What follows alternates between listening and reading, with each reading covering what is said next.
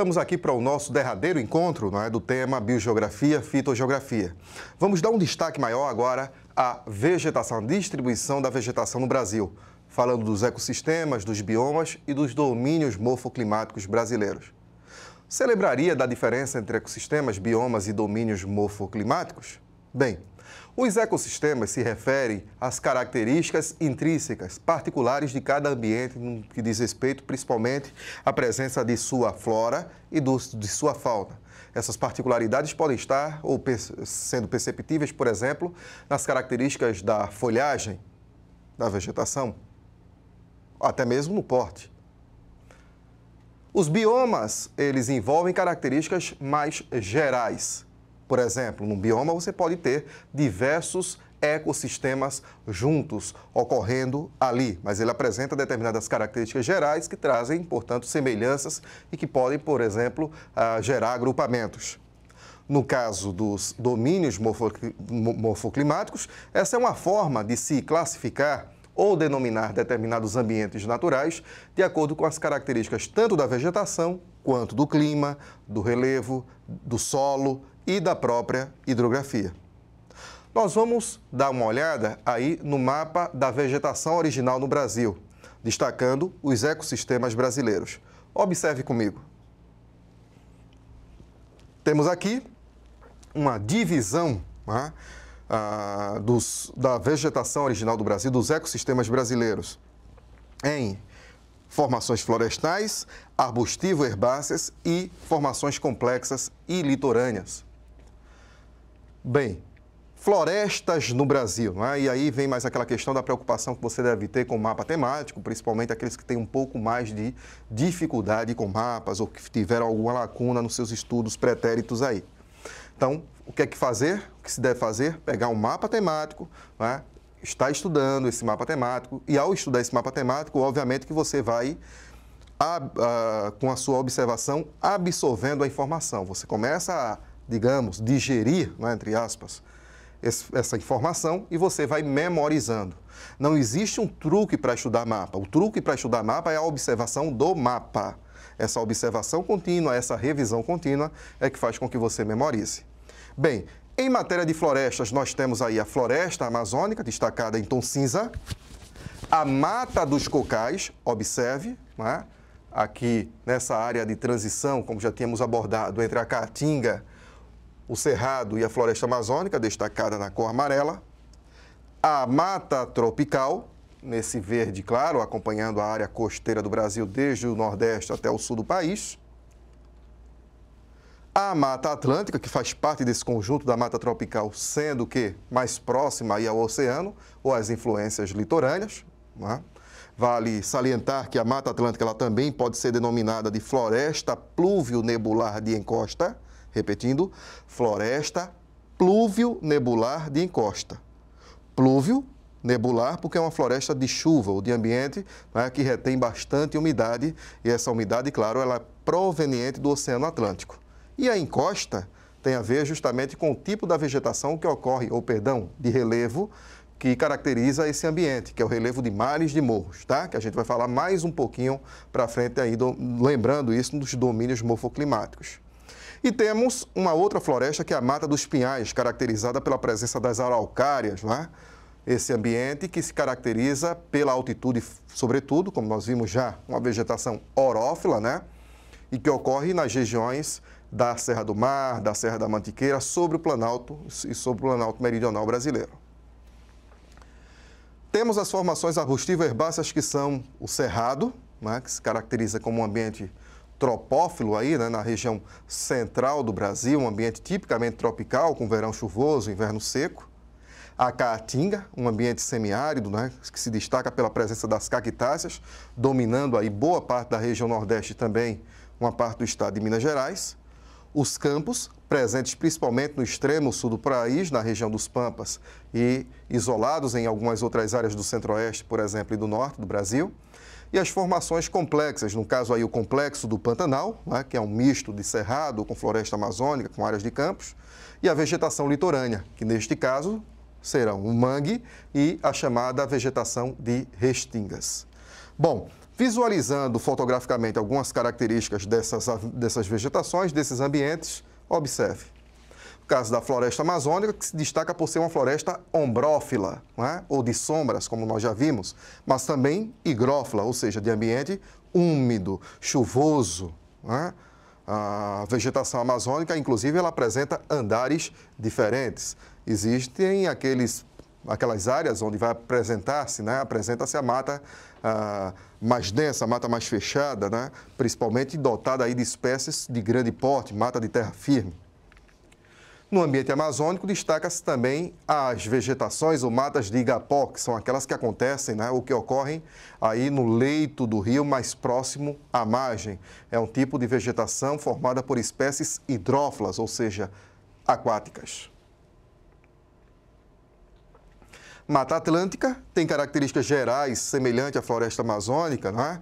As vegetações aí, elas são, né, em geral, as espécies elas são latifoliadas, né? Elas são perennifólias, ou seja, estão sempre verdes, não perdem as folhas de forma sistemática, né? São higrófilas, né, de ambientes úmidos. O cerrado, vegetação brasileira que se destaca aí, né, pela presença de um aspecto muito semelhante à savana africana, por exemplo, com verões chuvosos, invernos secos, ocorrência das chamadas matas ciliares, não é? Que são essas vegetações mais verdes que aparecem, não é, em meio ao ambiente um pouco mais ressecado do cerrado. Essas matas ciliares, lembrando, elas acompanham os leitos de rios, né, de córregos, se destacando justamente em função de absorver desses ambientes um pouco mais de umidade. Por isso, mais verdes e geralmente com árvores de grande porte, médio e grande porte. Esses ambientes de cerrado apresentam árvores mais esparsas. Claro, isso tirando-se aí as chamadas matas ciliares. Essas árvores, elas geralmente são coníferas, né? Coriáceas, né? Apresentam folhas pequenas, troncos, galhos retorcidos. Isso, na realidade, Fera, é uma adaptação à condição, né, do ambiente, do ponto de vista climático. Então, perceba que o clima, né, ele tem uma influência fundamental nas características de uma vegetação. O ambiente complexo do Pantanal se destaca por terrenos alagadiços, mas vale salientar, o Pantanal não é de todo alagado. Existem as áreas de terrenos de terra firme no Pantanal, como os chamados capões, e também as cordilheiras, entre aspas, como chamam os nativos de lá, que são algumas áreas para onde, por exemplo, durante as cheias nas áreas de planície, as comitivas conduzem rebanhos de gado, né, para que estes, obviamente, fujam justamente das cheias dos rios. Inclusive, as cheias, elas ditam o ritmo, não somente da pecuária, mas também da própria flora desses ambientes do Pantanal e as próprias condições do solo. E fazendo-se uma relação entre natureza e atividade antrópica, no caso a própria pecuária, esse ritmo das águas do Pantanal, que é ditado, você deve lembrar, pelo rio Paraguai, esse ritmo das águas é que produz ali um pasto de muito boa qualidade, um pasto natural muito bom para o gado. A Caatinga é um ambiente tipicamente xerófilo, né, semiárido, onde se destacam aí as cactáceas, apresenta alguns arbustos e árvores com folhas coriáceas. Esse ambiente xerófilo apresenta solo em geral raso e quase sempre pedregoso. No entanto, é importante destacar que, apesar do aspecto desolador que a Caatinga apresenta durante a estiagem, ela é um ambiente que tem, sim, uma biodiversidade, que até se destaca no cenário mundial. Haja vista que a Caatinga, palavra indígena que significa mata branca ou mata cinzenta, ela não é, de maneira nenhuma, um ambiente pobre. Isso faz com que, inclusive, botânicos, biólogos do mundo inteiro tenham já vindo fazer estudos, análises acerca de um ambiente semiárido, mas tão diverso quanto a da Caatinga. Vale salientar que a degradação que existe nesse meio, Caatinga, tem a ver com a própria ocupação do interior do Nordeste, com o avanço, por exemplo, da pecuária, ou com a extração vegetal e a extração mineral. No passado, ainda no início da colonização, a vegetação da Caatinga ela apresentava um aspecto um pouco mais exuberante. embora a semiaridez naturalmente sempre tivesse marcado esse ambiente. Mas sem dúvida que a ação do homem foi um fator degenerativo, não é? Acentuando aí as condições de semiaridez a partir do momento em que já existe ou já existia a predisposição. Em muitas áreas da Caatinga, inclusive, já aconteceu um processo de salinização e até mesmo desertificação dos solos, uma perda completa, não é? Das condições, das propriedades produtivas do solo, das propriedades no que diz respeito à fertilidade natural desses solos. Ok? Continuando, observe comigo aí a imagem. Em meio à Caatinga, assim como acontece nas áreas desérticas, e nós falamos isso no nosso último encontro, temos áreas de exceção, que se destacam por vegetações mais exuberantes. Geralmente os cimos, os cumes das áreas serranas, por reterem mais umidade ou funcionarem como se chama de barreiras orográficas, apresentam aí a ocorrência dos chamados brejos. Brejos de altitude e exposição, como no caso dos municípios de Garanhuns e Triunfo, no interior do estado de Pernambuco. Nessas áreas, por conta da maior umidade em função da altitude, há ocorrência de solo mais bem desenvolvido, o que gera uma vegetação também mais desenvolvida. A umidade desses ambientes também predispõe ao solo a uma condição melhor para o desenvolvimento da agricultura. Muitas vezes, portanto, esses ambientes de brejo chegam a ser áreas de produção destinada não somente para o local, mas para áreas adjacentes, onde a semiaridez, né, promove aí uma dificuldade ou uma limitação natural ao desenvolvimento da agricultura. Embora se saiba que mesmo em ambientes secos, é possível se desenvolver a agricultura com uma dosagem adequada de umidade, irrigação, né, e também com a adubação dos solos, como no perímetro irrigado do São Francisco. Aqui nós temos uma visão aí de um aspecto da Mata dos Cocais, chamada também de Mata dos Babaçuais, por conta do fato de ser a espécie, o coco do babaçu, não é? O mais típico dessa região situada no chamado meio norte, não é?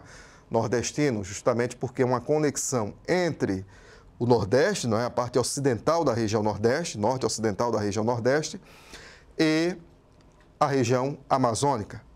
Mas o ambiente dos cocais é influenciado sobretudo pelas características do cerrado. As palmáceas são típicas do cerrado brasileiro. Duas dessas palmáceas estão retratadas aqui nessas fotografias, o buriti e a carnaúba.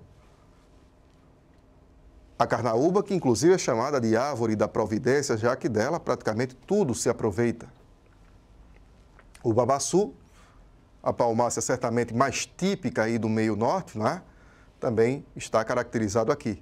Além desses, nós podemos citar ainda, né, o dedezeiro, por exemplo, a oiticica, que são, né, típicas desse ambiente.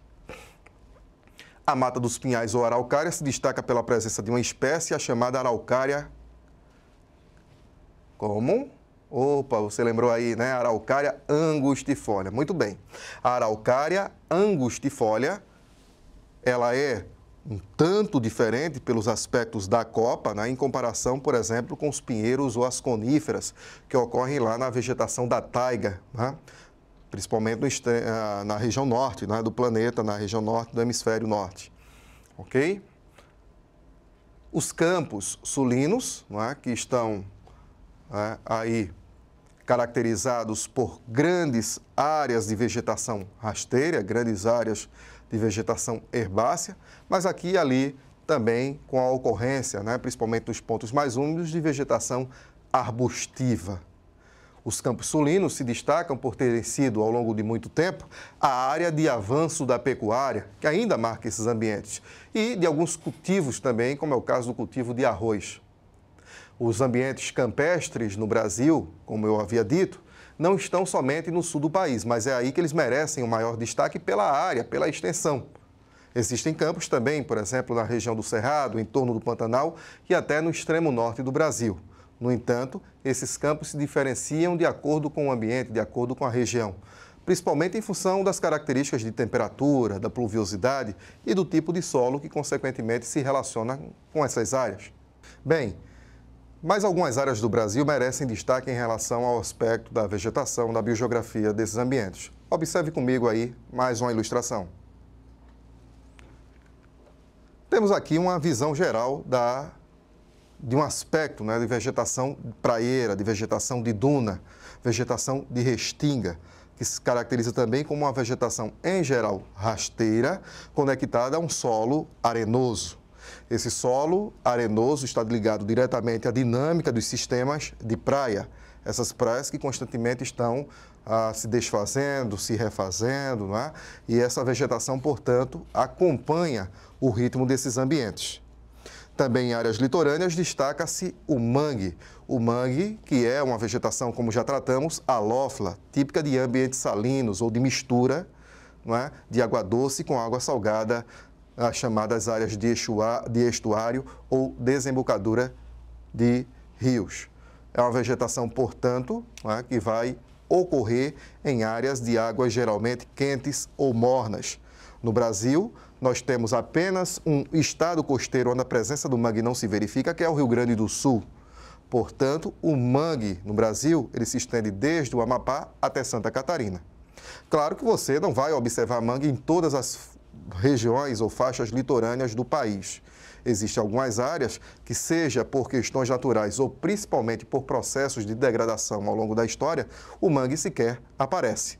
Mas são ambientes ainda muito notáveis, principalmente no litoral setentrional brasileiro e principalmente do Amapá ao Maranhão.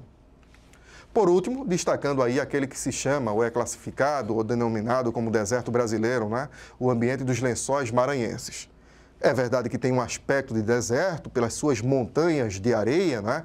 As diversas dunas, enormes dunas que se distribuem na área nordeste do estado do Maranhão e que se estende aí até a região do Delta do Parnaíba, no estado do Piauí, nas divisas com o estado do Piauí, né?